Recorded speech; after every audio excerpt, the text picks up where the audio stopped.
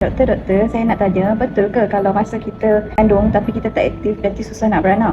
Orang tua-tua kan selalu cakap kalau kita mengandung, kita malas nak bergerak, malas nak buat kerja kan, nanti susah nak melahirkan. Macam ni tau, dia tak semestinya. Dia tengok juga macam mana pada kekuatan rahim kita, pintu rahim kita macam mana.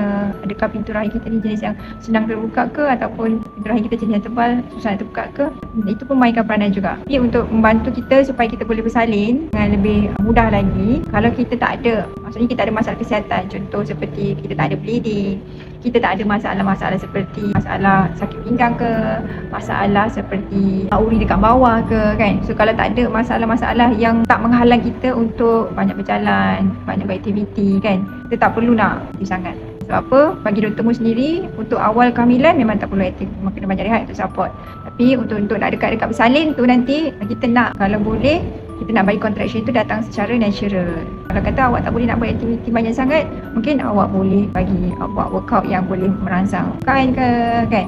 Mungkin boleh jadi juga awak just duduk, awak buat just exercise yang awak tu duduk ke.